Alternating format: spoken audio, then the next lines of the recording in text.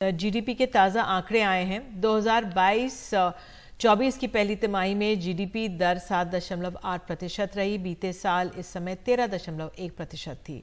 विकास दर core sector में विकास दर रही है 6.4% और ये 22-23 की पहली तिमाही में ये दर 11.5% रही थी। तो क्या मायने है इनका? इस पर अधिक जानकारी के लिए हमारे सहयोगी हिमांशु शेखर हमारे साथ जुड़े हुए हैं। हिमांशु, अर्थव्यवस्था के लिए ये क्या संकेत?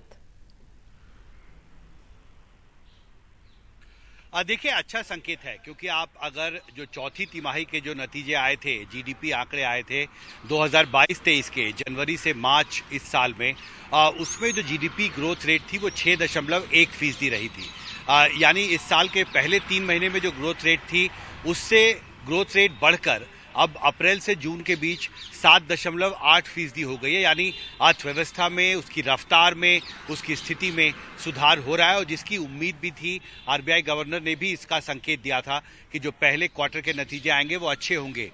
मुझे याद है एक कार्यक्रम में वित्त मंत्री ने भी ये बात कहा था कि Q1 के जो आंकड़े आने वाले हैं वो हमारे अनुमान से बेहतर होने वाले हैं।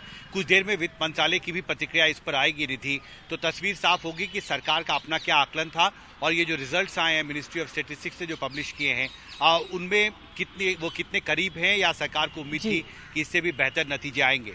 अर्थशास्त्री सिंह जो है वो 3 महत्वपूर्ण कारण बता रहे हैं। पहला ये कि केंद्र और राज्य सरकारों की तरफ से अर्थव्यवस्था में जो निवेश है उसमें सुधार हुआ है। ज्यादा निवेश अर्थव्यवस्था में हो रहा है और जब भी निवेश अर्थव्यवस्था में होता है आर्थिक गतिविधियां बढ़ती हैं।